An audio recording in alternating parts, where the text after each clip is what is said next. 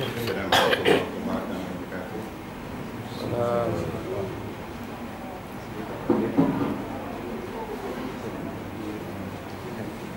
InsyaAllah saya cuba mengisi kekosongan masa.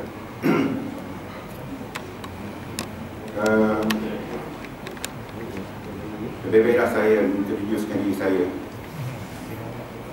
Dia orang kata ke mana pula ni, ustaz ke orang ustaz ke. Okey, saya duduk taman ni dah 17 tahun. Dan saya berasal sekolah ke belakang je, sekolah Islam.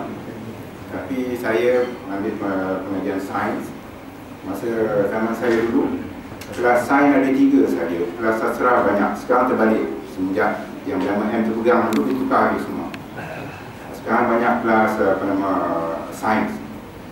Kemudian saya melanjut pelajaran ke US, di mana saya terlibat dalam aktiviti dakwah, di mana saya pergi, salah satu saya punya program setiap minggu saya mesti pergi ke prison bagi talk pasal Islam kepada orang Amerika dekat sana lah, dalam prison. Alhamdulillah lah, dengan kuasa Allah ada juga yang menerima Islam lah, tapi saya lah, dengan Allah lah.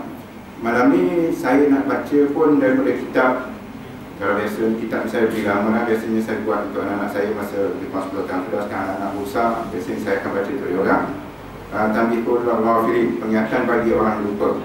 Saya pilih tajuknya, maaflah ya kalau saya ni tak berapa nak pandai nak hurai, tapi sebenarnya saya tak nak hurai, saya nak baca sebab kitab ni panjang.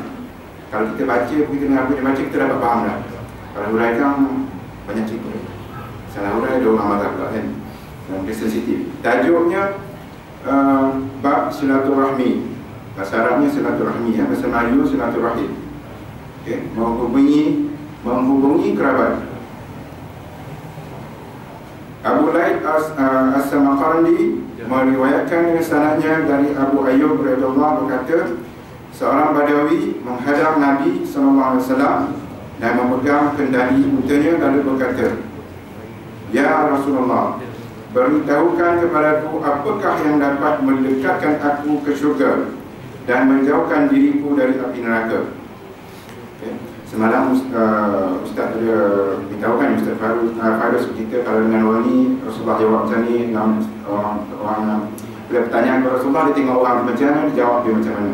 Jadi kita kongsi-kongsikan apa kita ni kata Rasulullah, jawab Rasulullah SAW, "Anta ta'budallaha wa la tusyrika bihi syai'an wa tuqima as-salata wa tu'tiyal zakat wa taslima rahimah."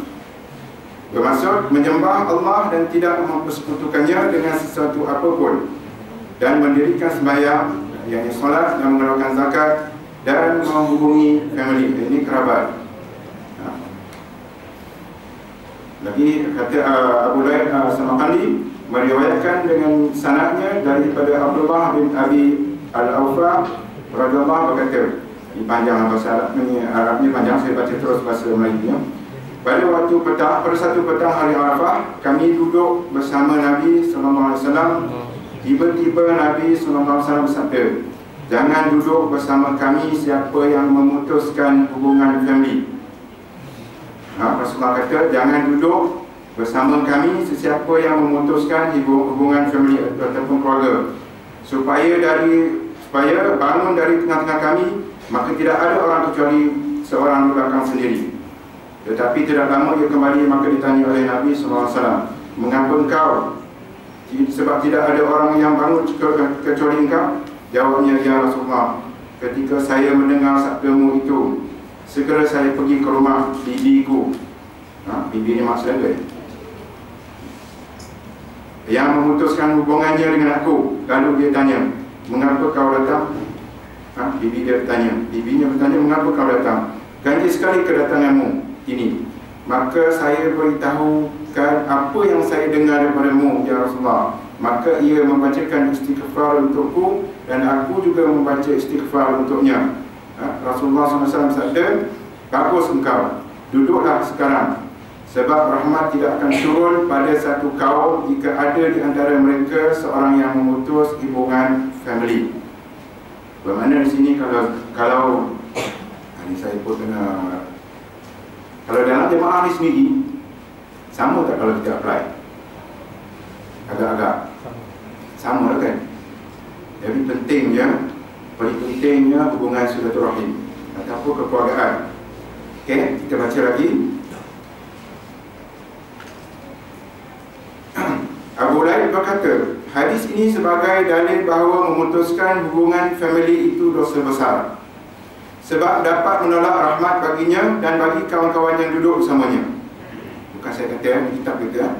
Kerana itu, maka kewajipan tiap Muslim harus bertaubat dari pemutusan ataupun boikot terhadap family, dan istighfar minta ampun kepada Allah dan segera menghubungi family atau keluarga untuk mencari rahmat Allah dan menjauhkan diri daripada api neraka.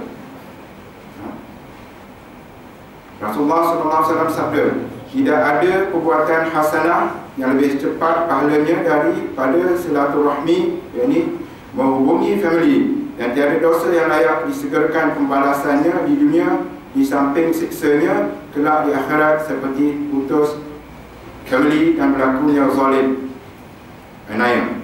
Abu Laib As-Samarqandi meriwayatkan dengan sanadnya dari Abdullah bin Amr bin Al-Ash radhiyallahu berkata, seorang datang kepada Nabi SAW dan berkata, saya mempunyai family yang saya hubungi, tetapi mereka memutuskan hubungan kepadaku.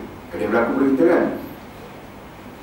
Saya baik kepada mereka dan mereka zalim kepada saya, dan saya tolong membantu mereka dan mereka berbuat jahat kepada saya.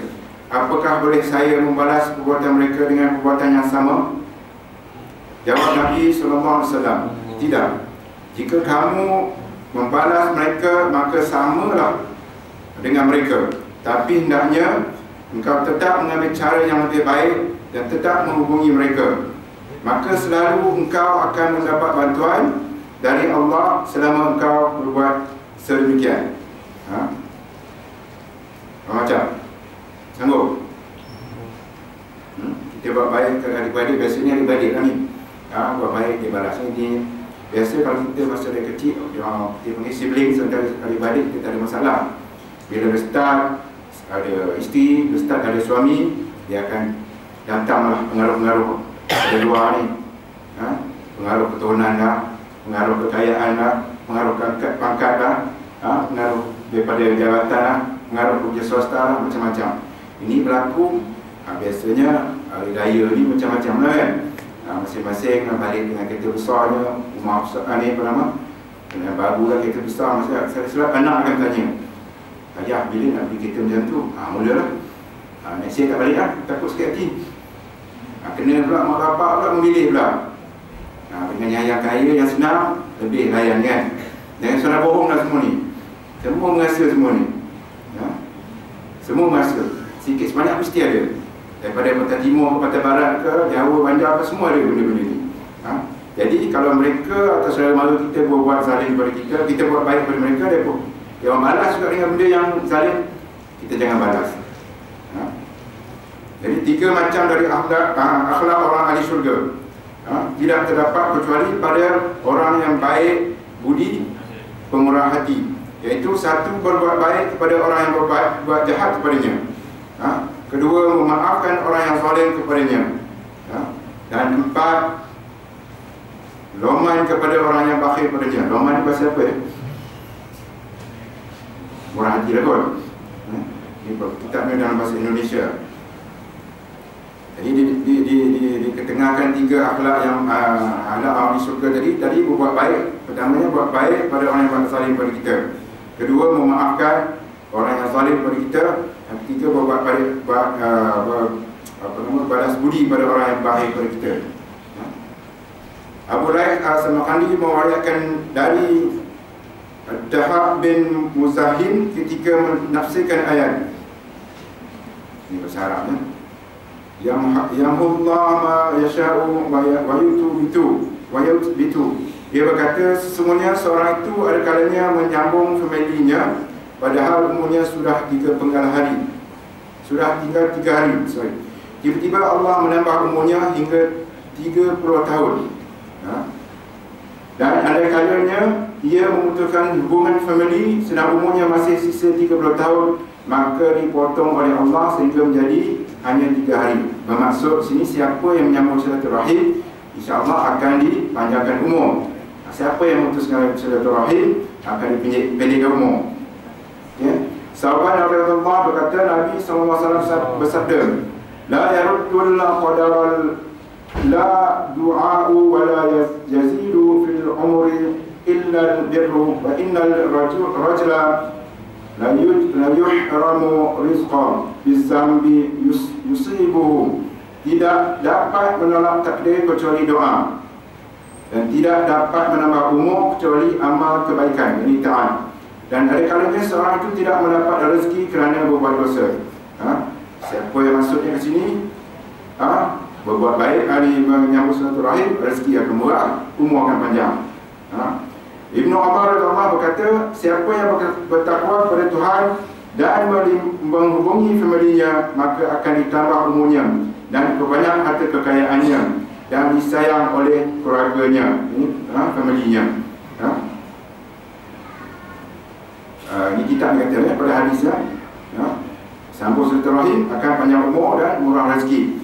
Abu Lail Al-Samarqandi berkata lagi, arti bertambah umur itu 2 macam. Sebagian ulama berpendapat bertambah kebaikannya, dan ada juga yang mengartikan bertambah umur sebagaimana yang disabdakan oleh Nabi SAW. Ada pula yang berpendapat tidak dapat ditambah, sebagai firman Allah Azza wa Jalla, Allahumma yasta khairu santa, di bahasa Arab, ditulis bahasa Indonesia apa yang nak baca. Jika telah tiba ajal mereka, maka tidak dapat diundurkan atau ditunda. Iza ajalum la yastakhiru sa'ata wa la yastaqdimun. Jika telah tiba ajal mereka, maka tidak dapat diundurkan atau ditunda sesaat dan tidak dapat dimajukan. Tetapi artinya bertambah umur yang iaitu dicatat terus pahalanya sesudah mati. Maka tercatatnya pahala sesudah mati itu sama dengan bertambah umurnya. Dia bermaksud pada umur tak tambah, tapi amalan pahalanya tetap berjalan. Sa'id meriwayatkan dari Qatadah berkata, Nabi SAW sabda, kitab Tabiqul Rafili ni, kita tak payah nak elaborate, tak payah nak banyak, dia akan cerita bersama-sama.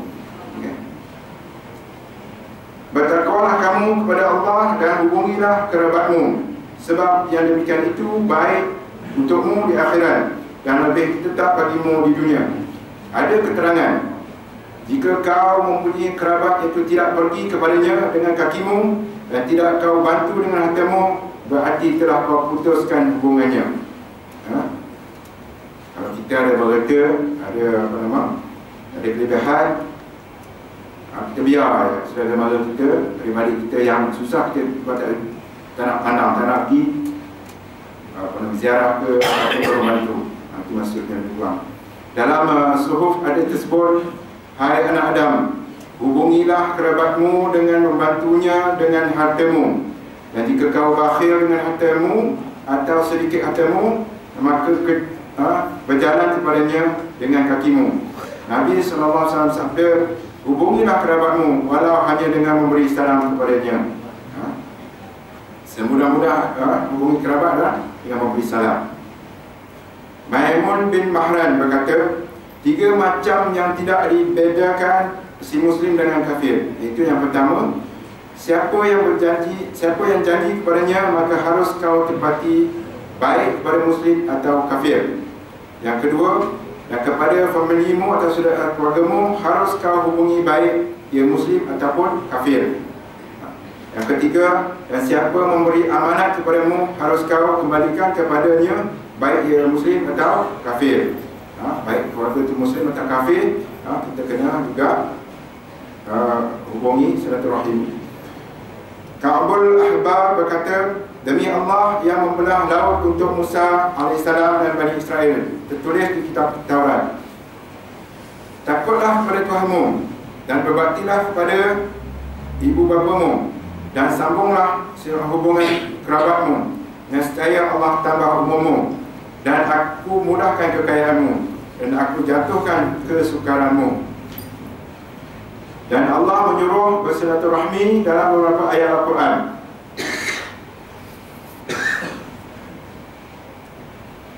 Sekali itu di bahasa Indonesia, bahasa Arab tu dia macam siapa yang nak baca kan? Dan maksudnya, dan takutlah kamu kepada Allah, yang dalam semua hajatmu kamu minta padanya. Dan jagalah hubungan baik familimu serta kerabatmu, dan jangan kamu putuskan hubungan dengan mereka. Laksanakanlah kewajipanmu terhadap famili kerabatmu. Seterusnya, sesungguhnya Allah menyuruh kamu berlaku adil, yakni beriman kepada Allah dan berlaku baik terhadap sesama makhluk dan menyambung hubungan famili, dan melarang perbuatan-perbuatan dosa yang keji-keji dan mungkar dan penganiayaan. Allah menasihatkan kepadamu supaya kamu sedar. Kita sambung lagi bacaan. Uthman bin Mad'un radhiyallahu berkata, Rasulullah SAW sebagai sahabat karib kepadaku. Kerana itu, pertama aku masuk Islam hanya kerana malu padanya. Sebab ia selalu mengajukan kepadaku supaya masuk Islam, maka aku masuk Islam. Tetapi hatiku belum mantap kepada Islam. Tiba-tiba pada satu hari aku duduk dengannya. Tiba-tiba ia mengabaikan aku seolah-olah dia berbicara dengan orang yang di sampingnya. Kemudian ia menghadap kembali kepadaku sambil berkata, Malaikat Jibril telah datang kepadaku membawa ayat, Inna Allah ya'muru bil 'adli wal ihsan wa ita'i dzil qurba. Sesungguhnya Allah menyuruh berlaku adil, beriman kepada Allah dan berbuat baik, mengerti kewajipan terhadap famili kerabat. Maka saya merasa sangat gembira dan mulai meresap iman dalam dadaku. Maka aku bangun pergi kepada aminnya, iaitu Abu Talib. Dan saya beritahu bahawa saya tadi duduk dengan anak saudaranya. Tiba-tiba ia dituruni ayat ini. Abu Talib berkata, ikutlah Muhammad, nescaya kamu untung dan terpimpin. Demi Allah, anak saudaraku itu hanya mengajukan kepada akhlak dan budi yang baik. Maka dia jika ia benar atau dusta, maka ia tidak mengajak kamu kecuali kebaikan. Ketika Nabi SAW dengan suara Abu Talib sedemikian, maka ia ingin kalau yakni Abu Talib masuk Islam, maka dia ajaknya masuk Islam, tetapi Abu Talib menolak. Maka turunlah ayat, Innaka la tahdi man ahbabta walakinna Allah yahdi man yasha. Sesungguhnya engkau tidak dapat memberi hidayah kepada siapa yang kamu sayangi, tetapi Allah memberi hidayah kepada siapa yang Dia kehendaki. Dikuandung muka surat lagi ya. Okey, seterusnya dalam ayat fahal asaitum in tawallaitum an tufsidu fil ard wa tuqatti'u arhamakum ulaika allazina 'alamullahu fa'asammahum wa'ma absarahum.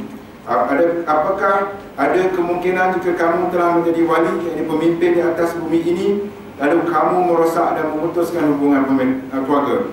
Mereka yang berbuat demikian itu orang-orang yang dikutuk oleh Allah, sehingga dipekakkan telinga mereka dan dibutakan mata mereka. Allah telah berfirman kepada Rahim, Akulah Ar-Rahman dan engkaulah Rahim. Aku akan memutuskan rahmatku terhadap orang yang memutuskan hubungan, dan aku akan menyambungkan rahmatku kepada orang yang menghubungimu. Rahim itu bergantung dengan aras, berdoa siang malam, Ya Rabbi, sambunglah hubungan orang yang menghubungiku dan putuskan hubungan orang yang memutuskan hubungan denganku. Al-Hasan Al-Basri berkata, jika manusia telah menunjukkan ilmunya dan mengabaikan amal perbuatannya dan kasih sayang hanya dengan lidah, sedang dalam hati mereka penuh rasa kebencian dan memutuskan hubungan family, maka mereka akan terkutuk dilaknat oleh Allah. Maka dipekakkan, dibutakan mata hati mereka. Abu Laib Al-Samarqandi meriwayatkan dengan sanadnya dari Yahya bin Salim berkata, dahulu di Mekah ini ada orang berasal dari Khurasan, seorang yang soleh, dan orang-orang biasa menitipkan segala harta mereka kepadanya. Maka ada seorang menitip kepadanya uang 10.000 dinar. Lalu ia pergi untuk kepentingannya. Kemudian orang itu kembali ke Mekah, sedang orang yang dititip itu telah mati. Maka ia tanya kepada keluarga dan anak-anaknya tentang harta titipannya itu. Dijawab, kami tidak mengetahui apa-apa sebab dia tidak memberitahu apa-apa kepada kami. Lalu orang itu tanya kepada ulama-ulama fuqaha yang banyak sekali di Mekah, saya titip kepada fulan 10.000 dinar dan kini orang itu telah mati. Titip mana simpan ya? Dan saya tanyakan kepada keluarga dan anak-anaknya. Mereka menjawab, tidak mengetahui hal itu. Maka bagaimanakah pendapatmu? Jawab para ulama yang ditanya itu, kami mengharap semoga orang itu min ahlil jannah. Nanti malam jika lewat tengah malam, maka pergilah engkau ke Zamzam dan panggillah namanya di dalam telaga Zamzam itu. Katakanlah, ya fulan bin fulan, saya yang simpan kepadamu uang dahulu itu. Maka dilaksanakan nasihat itu dan dipanggil nama orang itu sampai 3 kali, tetapi tidak ada jawapan apa-apa. Maka ia kembali kepada para ulama yang memberitahu kepadanya. Maka mereka berkata, inna lillahi wa inna ilaihi raji'un. Kami khawatir kalau kawanmu itu ahli neraka, sedang kau pergi ke Yaman dan pergi ke Beirut, di sana ada sumur. Jika lewat tengah malam kau panggil, ya fulan, saya lah yang titip uang kepadamu. Dan ketika ia memanggil 1 kali telah mendapat jawapan. Lalu ditanya, kasihan engkau, mengapakah engkau di sini padahal engkau dahulu seorang yang baik? Jawabnya, saya mempunyai keluarga di Khurasan, maka saya putuskan hubungan dengan mereka sehingga mati. Maka Allah menuntut aku dengan ini dan menempatkan diriku di sini. Adapun harta masih tetap ada, dan saya tidak mempercayakan harta kepada siapa pun, walau terhadap anak-anak saya.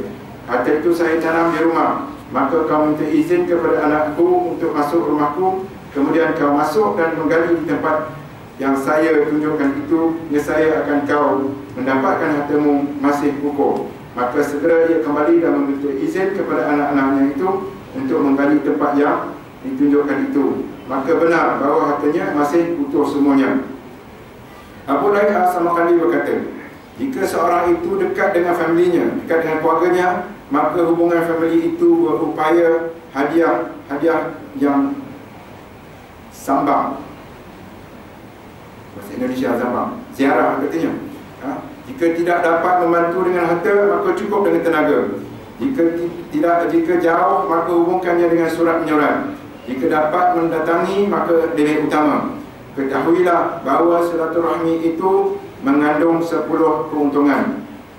Pertama, keredaan Allah sebab Allah menyuruh silaturahmi.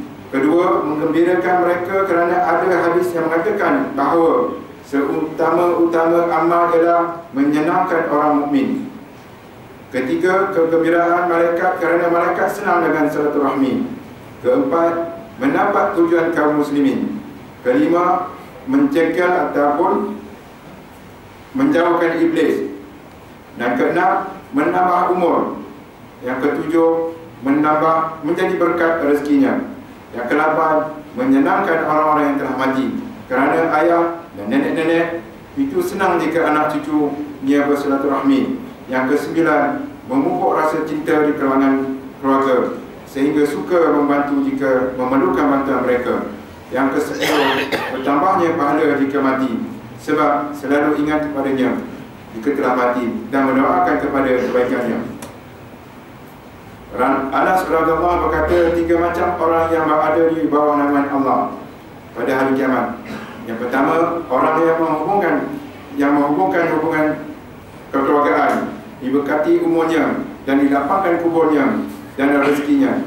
Kedua, wanita yang tinggal mati oleh suaminya dan ditinggali anak-anak yatim, lalu dipeliharanya sehingga kaya mereka akan mati. Ketiga, orang yang membuat makanan lalu mengundang anak-anak yatim dan orang-orang miskin. Al-Hasan berkata, Rasulullah SAW bersabda, 2 langkah manusia yang disukai oleh Allah. Langkah menuju solat fardu. Yang kedua, langkah menuju silaturahmi kepada kerabat yang mahram. 5 macam, siapa yang melaziminya bertambah hasanatnya bagaikan bukit yang besar dan dilapangkan rezekinya. Siapa yang selalu bersedekah sedikit atau banyak. Yang kedua, orang yang menghubungi famili kerabat. Yang ketiga, orang yang selalu berjuang untuk menegakkan agama Allah. Yang keempat, orang yang selalu berwuduk dan tidak memboroskan penggunaan air. Yang kelima, orang yang tetap taat kepada kedua ibu bapanya. Wallahu a'lam. Jadi ada insya-Allah apa yang saya boleh baca dari kitab ni berkenaan paling pentingnya menjaga atau menghubungi silaturahim ataupun family. Kerana sebenarnya kita ni kalau nak mati, kita bukan nak masuk syurga seorang-seorang kan? Ada tak kita nak niat masuk syurga seorang-seorang? Mesti nak bawa keluarga kan? Keluarga kita berpecah dengan ibu bapanya, daripada tua neneknya sampai anak-anak kita. Kita kalau boleh, bukan kalau boleh, memang kita nak bawa keluarga kita dalam family. Jadi kalau kita tak jaga hubungan keluarga masa hayat, macam mana? Hadis ada, ayat Quran ada. Jadi insya-Allah sama-samalah kita berfikir mengenal kembali macam mana saudara-saudara yang terputus, macam mana nak sambung kembali. Paling pentingnya, kalau tidak kita beramal ibadat sia-sia saja. Tadi siang-siang dah baca tadi di Padang Arafah, Rasulullah bertanya, macam mana siapa di antara kamu ni yang memutus silaturahim, kerana rahmat Allah tak akan turun. Jadi kalau dalam dewan ini, dalam surau ini, kalau ada kita yang memutus silaturahim, insya-Allah beristighfar, bersabar, insya-Allah cubalah saudara upaya sambungkan kembali. Kalau kita buat baik juga, saudara kita tak nak, masih berdendam atau tak mau juga menyambung silaturahim, berbaik kembali, apa daya kita lah. Serah kepada Allah dan kita beristighfar banyak-banyak. Kita doa semoga Allah memberi hidayah kepadanya. InsyaAllah saya nak baca satu lagi daripada buku daripada Tuan Ibrahim Tuan Mat, Senyumlah. Saya rasa sini pada baca ada buku ni kan. Saya pilih random je lah.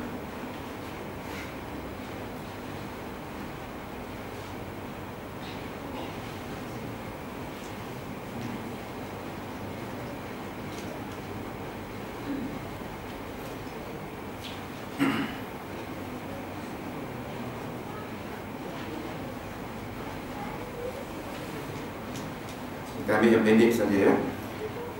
Tajuknya Hargai Masa.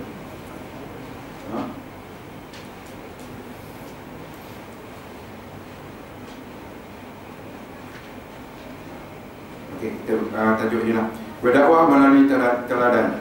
Seorang bapa yang pandai berkata-kata menceritakan teori-teorinya dalam mendidik anak-anak. Tidak akan ada pengikut dan peminat sekiranya anaknya sendiri berperangai buruk di sekolah. Bahkan teori beliau akan dicemooh sebagai teori menyeleweng, walaupun teori itu betul, cuma beliau gagal mempraktikkan sahaja. Seorang bapa yang anaknya cemerlang di sekolah, walaupun selama ini tidak menghebohkan teori-teorinya dalam mendidik anak, akan disoal bertubi-tubi oleh ibu bapa dan guru yang lain. Bagaimana pakcik ajar anak pakcik jadi soleh, rajin ini?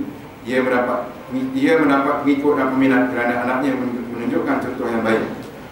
Umat Islam hari ini terlalu ramai yang memfokuskan kepada benda-benda syariah, hukum hakam, memetik, maaf kalau kasar sikit, menjual ayat-ayat Quran untuk menunjukkan bahawa dia Islam dan beriman. Ingatlah, hukum-hukum hakam Islam itu indah secara sendirinya oleh Allah.